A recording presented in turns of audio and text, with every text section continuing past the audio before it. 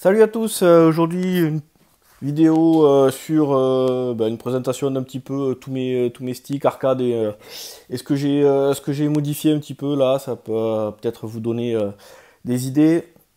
Donc on commence par ce stick là, donc c'est un stick totalement générique qu'on trouve sur des sites comme Smallcab par exemple. C'est Ultra Ulia, il me semble, la marque. Alors on peut l'acheter, la carcasse totalement vide, et ensuite prendre les boutons qu'on souhaite. Donc moi il y a du Sanois de partout. Le truc qu'il faut bien noter, c'est que dedans il y a une PCB qui est compatible PC PS3. Et moi j'ai eu pas mal de soucis avec des Raspberry Pi, etc. C'était pas compatible, il fallait que je passe par un mini hub USB, c'était un peu la galère. Et suivant les émulateurs, le problème que vous allez certainement rencontrer, c'est qu'au niveau du mapping du joystick, c'est souvent mappé sur le stick analogique des manettes PS3, PS4. Et suivant le type d'émulateur, ça marche pas super bien. Il faudrait que le mapper sur la croix directionnelle. Alors moi ce que j'ai fait, hop, je vous montre un petit peu l'intérieur, c'est que j'ai carrément viré la PCB qu'il y avait d'origine. Et puis après j'en ai acheté une, les trucs le plus standard du monde, hein. Au moins comme ça c'est compatible avec à peu près tout. Donc pour tout ce qui est joystick, c'est arcade et petite PCB comme ça. C'est toujours pareil, hein. On a un fil. Alors là, tous les fils sont noirs, c'est pas génial. Alors là, il y a des fils de couleur. Donc on va retrouver un connecteur pour le joystick. Alors vous avez soit ce genre de connecteur là qui reprend toutes les directions, soit vous avez des connecteurs où vous avez haut, bas, gauche, droite. Faites attention, c'est inversé, c'est-à-dire que quand vous allez à gauche, ici là, c'est c'est ici que le petit connecteur s'enclenche. Vous voyez, tac. Et pareil haut et bas. Donc c'est inversé. Faites attention quand vous bricolez les trucs.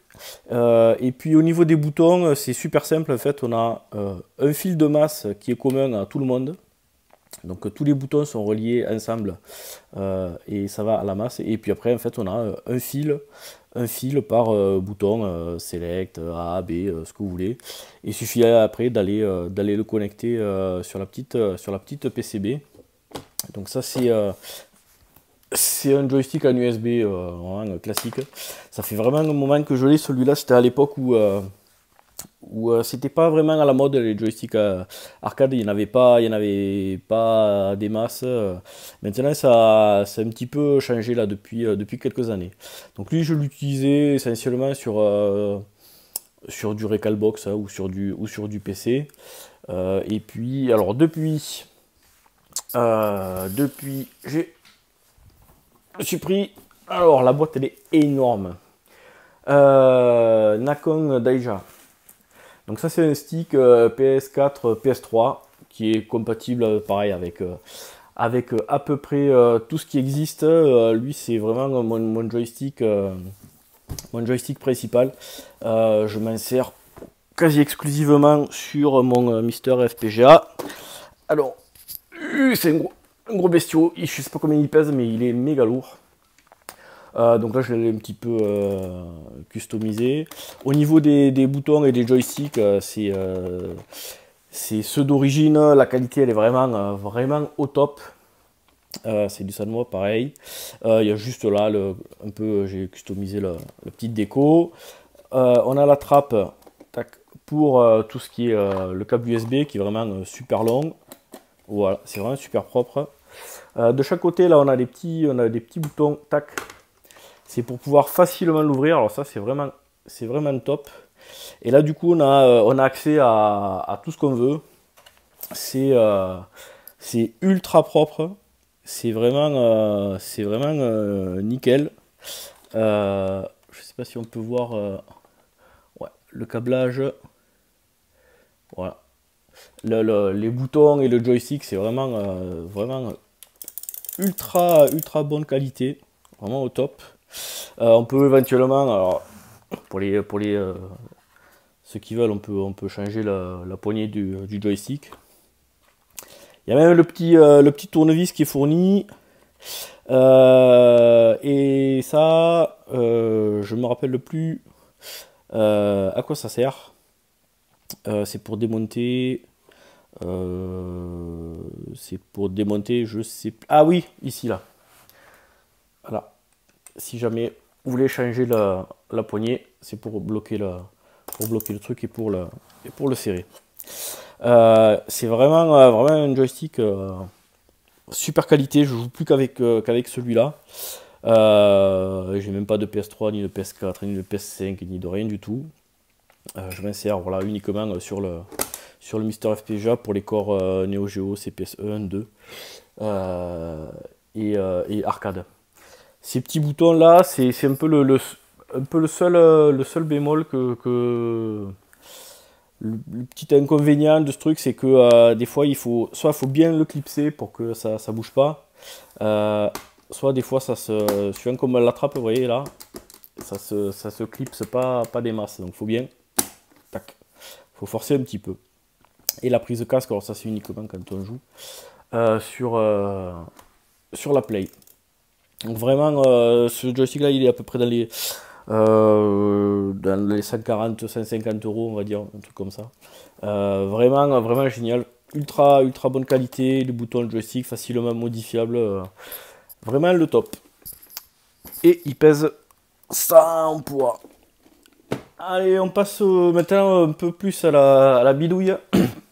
Donc ça, c'est un joystick le même que celui que je vous ai présenté avant, sauf que il est modifié pour jouer directement sur la Neo Geo.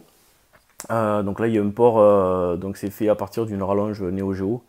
Faites super gaffe avec les rallonges Neo Geo.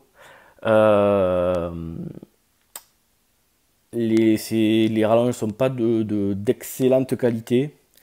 Alors ici c'est le port femelle, ça va à peu près, mais quand vous utilisez la rallonge sur une manette Neo Geo, c'est déjà arrivé, j'ai déjà vu ça sur des collègues des forums, ça explose les connecteurs des manettes. Ça les obligé de péter le connecteur, de le refaire. Enfin, c'est pas des rallonges de super bonne qualité, surtout le port mâle, il est vraiment un peu pourri. Alors, l'avantage qu'il y a avec la Neo Geo, c'est qu'en fait, il y a zéro électronique dedans. C'est vraiment juste du câble tout bête. Alors, j'aurais pu le défaire avant, c'est pas grave. Je vais vous montrer, c'est ultra simple. Donc en fait, faut juste essayer de repérer quels sont les fils qui vont aux bons endroits. Donc en fait, on va voir sur le connecteur ici DB15, on va avoir la masse, et ensuite il va y avoir un fil pour chaque bouton, hein, un fil pour le haut, pour le bas, gauche, droite, A, B, C, D, Select et Start. C'est les seuls boutons qui se retrouvent sur la manette Neo Geo originale. Alors faites attention, il y a du 5 volts qui se balade, c'était pour la Neo Geo CD. Faites un petit peu gaffe. Alors moi, hop, voilà, je me suis pas pris le chou. Alors c'est soudé un peu pourri. J'ai utilisé des sucres, comme ça en fait. J'ai relié, j'ai repéré à peu près. Vous verrez sur internet, il y a des schémas pour dire à quoi correspondent le connecteur. Et donc j'ai relié tous les fils sur le sucre, et puis après petit à petit j'ai testé si j'appuyais, est-ce que ça faisait bien A, B, C, D, et voilà jusqu'à trouver la bonne configuration de tous mes boutons. J'en ai également modifié une autre Alors, c'est la même, mais à mieux. Toujours pareil, hein. Connecteur Neo Geo. Sauf que celle-là, en fait, je l'ai passé en 6 boutons. Il y a certains jeux, notamment Samurai Shodown, et d'autres, les co-off, etc., où on a A, B, AB, CD, CD. Et par exemple sur Samurai Shodown 2, pour faire des coups super forts, et des fois sur la manette Neo Geo, quand on appuie sur les deux boutons en même temps, ça fait pas exactement ce qu'on veut. C'est un peu relou. Donc celle-là, je l'ai modifié en 6 boutons. Alors, je vais en profiter pour vous expliquer un petit peu comment on peut faire. C'est super simple. Vous avez, hop, par exemple, le bouton A, hop, l'interrupteur, ça va à la masse. Donc quand on appuie ici, ça met le A à la masse et la console détecte qu'on appuie sur le A. Pour le B, c'est la même chose. Et donc nous, ce qu'on veut, c'est qu'en fait, on récupère le A, le B. Tac, tac. Voilà. Et qu'en fait, quand on appuie sur ce bouton, ça relie le A à la masse et le B à la masse. Donc la console détecte bien qu'on a appuyé sur A et B. Le problème de ça, c'est qu'en fait, si vous regardez bien, quand on appuie sur le bouton A, donc ici, tac, tac, ce qui va se passer par défaut, c'est qu'on a bien le A, ici, là, qui va à la masse, mais on a également le B. Si je remonte, hop, ça va à la masse. Donc en fait, pour pallier à ça, il va falloir rajouter des petites diodes, donc c'est des petits, hop, c'est des petits composants électroniques qui ne laissent passer le courant que dans un sens. Donc en fait, quand je vais appuyer ici, ça va bien passer A et B. Quand je vais appuyer que là, en fait, ça va bien passer ici à la masse. Par contre, ici, tac, c'est bloqué. Et donc la console va bien détecter que je n'ai appuyé que sur le bouton A, que sur le bouton B ou que sur le bouton AB. Voilà. Si vous avez compris un truc, hein, mettez-le en commentaire parce que c'est pas évident. Ok, enfin on passe au dernier joystick. Alors là c'est plutôt de l'ordre du projet. Donc, hop, c'est un collègue qui m'a donné ça. Ça vient de son Astro City qui est parti à la poubelle. Alors vous inquiétez pas, depuis qu'il a fait ça, il crame en enfer. Non, je déconne. Donc c'est un panel d'Astro City que j'ai repeint, changé, remis des autocollants, réimprimé tout ce qu'il faut, changer tous les boutons, tous les joysticks. Et pour le moment, derrière, c'est totalement vide. Donc ça, je ferai un petit, pareil, une petite vidéo. Voilà, c'est tout pour aujourd'hui. À plus, ciao.